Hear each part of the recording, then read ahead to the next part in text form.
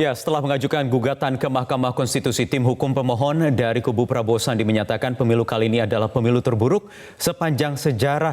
Sementara itu, di sisi lain, jumlah sengketa pemilu legislatif yang masuk ke MK justru menurun dibandingkan pemilu 2014. Untuk membahasnya telah hadir di studio Prime Time News peneliti Perludem, Fadli Ramadhani. Selamat malam, Mas Fadli. Malam, Mas Fadli. Ya, benarkah memang yang terburuk kalau dari catatan Perludem? Ya, kalau mau melakukan evaluasi pemilu tentu harus secara menyeluruh dan dilihat aspek mana yang harus dievaluasi. Kalau kemudian ingin mengevaluasi pemilu 2019 dibandingkan dengan seluruh pemilu yang pernah terjadi di Indonesia termasuk Orde Baru. 55 dari 55 kalau perlu. 55, 71, 77 dan seterusnya. Dan kemudian mengatakan bahwa pemilu 2019 adalah pemilu terburuk tentu tidak tepat menurut saya. Tidak tepat? Tidak tepat. Karena memang kita dari harus, seluruh aspek? Betul. Ada beberapa aspek yang bisa kita lihat. Misalnya pemilu Orde Baru itu kita harus lihat dari aspek penyelenggaranya misalnya. Pemilunya dilaksanakan oleh pemerintah yang merupakan bagian dari rezim yang menjadi kontestan pemilu itu sendiri. Bahkan penyelenggara pemilu di daerah itu adalah bupati, wali kota yang menjadi kepala lembaga pemilihan umumnya dan yang notabene merupakan kepala daerah dan juga sebagai pimpinan dari salah satu peserta pemilu yaitu Golkar ketika itu. Nah, hal yang lain tadi juga sudah disinggung oleh Mas Pramono mengatakan calon-calon anggota legislatif itu juga harus dilakukan penelitian khusus oleh ABRI ketika itu untuk menilai mereka layak menjadi calon anggota legislatif atau tidak.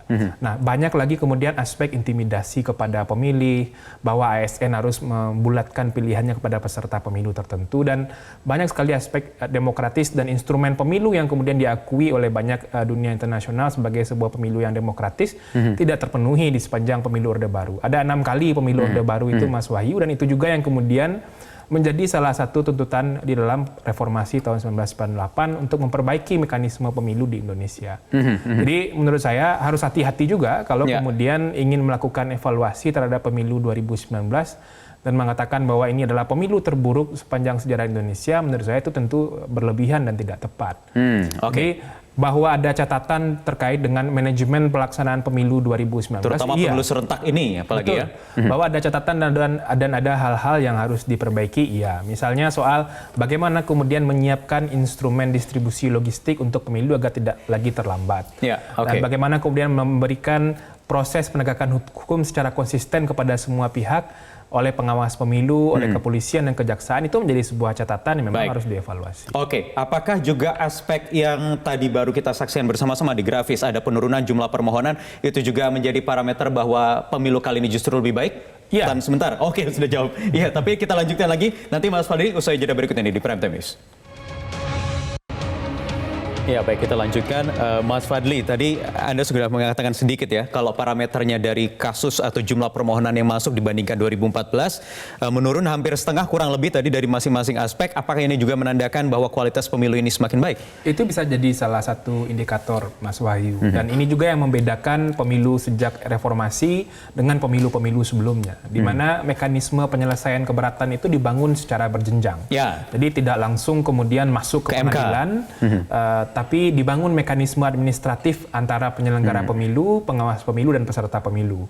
Nah, artinya salah satu indikator asumsi awalnya dengan turunnya jumlah perselisihan hasil yang masuk ke MK, banyak keberatan-keberatan yang kemudian bisa diselesaikan secara administratif di proses rekapitulasi itu. Tapi ini tentu harus dilihat dan dibuktikan lebih lanjut. Tapi dengan turunnya signifikan permohonan sengketa hasil ke MK dari 2014 yang jumlahnya mencapai 900 lebih untuk pileg, sekarang tidak sampai 400 ya. Itu tentu menunjukkan bahwa ada mekanisme administratif selain mekanisme sengketa yang kemudian dimanfaatkan oleh stakeholder kepemiluan, baik oleh peserta maupun penyelenggara pemilu. Jadi catatannya termasuk Panwas di daerah begitu ya? Bagaimana kinerja mereka selama ini? Betul, bahwa proses sengketa ini sudah masuk ke MK, ini tentu tetap akan memberikan ruang untuk menyampaikan banyak bukti dalam proses persidangan. Kalau memang mendalilkan adanya kecurangan yang sistematis, terstruktur dan masif, nanti juga akan dicek. oleh bagaimana pengawas pemilu menyelesaikan setiap laporan dugaan pelanggaran, atau misalnya ada laporan pelanggaran yang disampaikan kepada pengawas tapi tidak ditindaklanjuti, itu nanti akan bisa dicek di pengawas pemilu. Jadi verifikasi lebih lanjut pemeriksaan dalam setiap dalil itu akan diberikan di dalam proses persidangan di Mahkamah Konstitusi. Dipanggil, dibawa ke persidangan begitu ya, perwakilan dari masing-masing panwas yang disengketakan begitu. Betul. Bawaslu itu kan jadi salah satu pihak yang dipanggil nanti memberikan keterangan di Mahkamah Konstitusi, sama dengan KPU, pihak terkait dan juga pemohon. Sekarang sudah masuk, juga sudah diupload petitumnya. Perludem sudah melihat bagaimana kira-kira kalau melihat yang kali ini boleh dibandingkan di 2014 lalu, selisihnya sekitar 1 juta waktu itu, gugatannya begitu masuk di petitumnya, kali ini tidak kabarnya? Ya, kalau kita baca permohonannya itu belum terlihat misalnya soal perselisihan hasil pemilu yang kemudian ditetapkan oleh KPU dan yang seharusnya menurut pemohon berapa. Yang itu benar menurut pemohon. Ya, dan ini tentu menjadi salah satu yang patut ditunggu juga di dalam proses persidangan nanti, agar kemudian masyarakat bisa tahu juga bahwa ternyata dalil kesalahan penghitungan suara dan hasil pemilu yang benar itu sebetulnya berapa. Dan tentu saja ini kan masih ada ruang perbaikan, baru permohonan awal kemarin yang disampaikan. Mudah-mudahan nanti itu bisa dilihat dan bisa dibuktikan semua di Mahkamah Konstitusi. Karena itu menjadi salah satu syarat yang diatur di peraturan Mahkamah Konstitusi nomor 4 tahun 2018 pasal 8 yang menyebutkan bahwa petitum harus memuat salah satunya soal penghitungan versi pemohon begitu ya? Ya, betul. Dalam kelaziman, artinya jika itu tidak dihadirkan dalam petitumnya bisa saja tidak diterima gugatannya? Iya, ini kan baru permohonan awal. Makanya tadi saya katakan ini masih permohonan awal, ada ruang perbaikan bagi para pemohon untuk menyampaikan permohonannya. Dan tentu nanti kita lihat apakah di permohonan perbaikan itu tentu apakah dimasukkan perselisihan angka penghitungan suara yang benar dan kekeliruan KPU di mana, agar kita mendapatkan gambaran awal soal arah proses persidangannya nanti akan seperti apa, termasuk juga nanti mekanisme pembuktiannya. Nah, tentu ini menjadi penting karena salah satu instrumen yang akan diuji kan adalah soal berapa sih sebetulnya selisih suara antara yang ditetapkan oleh KPU dengan apa yang diversikan oleh pemohon. Sekarang bolanya ada di Mahkamah Konstitusi. Kita tahu lembaga ini juga pernah diterpa isu yang begitu miring pada saat kasus Akhil Mokhtar saat itu. Tetapi kalau kita lihat dari catatan Perludem misalnya, dari pengamatan kinerja MK selama menangani kasus pemilu presiden, sengketa hasil pemilu presiden, bagaimana hingga saat ini? Ya, MK tentu sudah coba memperbaiki dirinya pasca 2 kali jatuh ada hakim yang tertangkap kasus korupsi. Dan kita tentu percaya MK tidak boleh main-main di dalam penyelesaian perselisihan hasil pemilu ini, tidak hanya untuk Pilpres tapi juga untuk pemilu legislatif. Karena satu-satunya ruang untuk mengecek apakah proses dan hasil pemilu itu sudah benar atau belum, ya tinggal di Mahkamah Konstitusi. Maka MK disebut sebagai pelindung demokrasi juga. Nah, makanya proses ini menjadi sangat penting.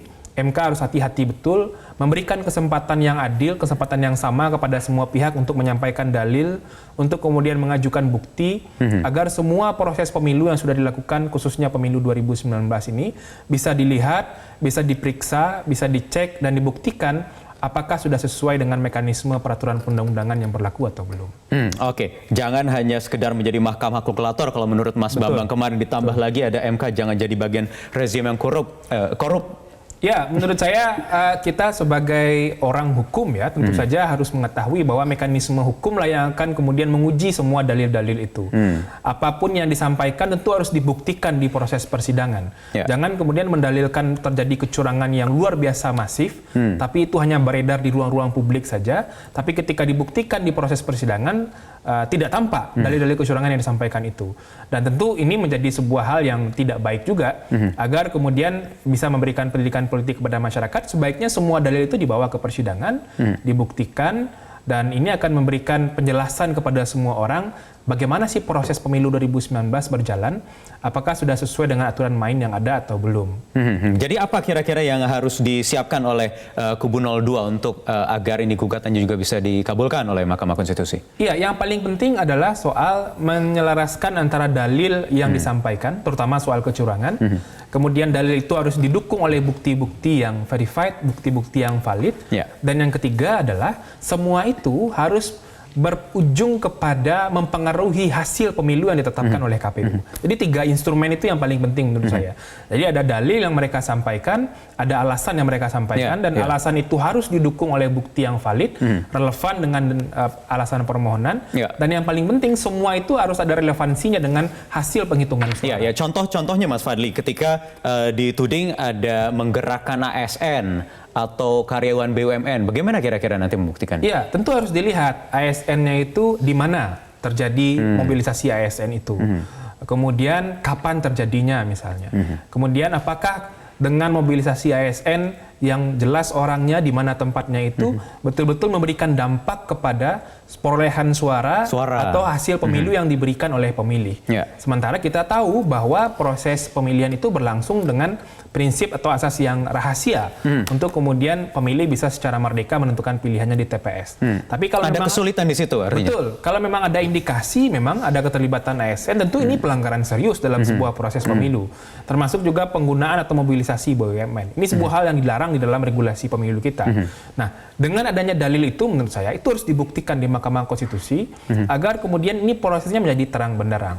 Jadi dibuktikan di mana ASN-nya itu, kemudian bagaimana bentuk mobilisasinya dan alat-alat bukti pendukungnya, ya bisa keterangan saksi dan lain sebagainya. Sehingga nanti membulatkan ada selisih suara 16,8 juta suara yang mungkin nanti akan dituding dicuri begitu suaranya. Betul. Selisih suaranya hampir 17 juta ya, 16,8 atau 16,9 juta suara. Dan semua dalil yang disampaikan, alasan permohonan yang disampaikan oleh salah satu pasangan calon presiden ini harus didukung oleh bukti, dan kalau itu terbukti semuanya, itu harus diukur dan dikaitkan relevansinya dengan dampak hasil penghitungan suara yang dapat mengubah hasil pemilu. Iya.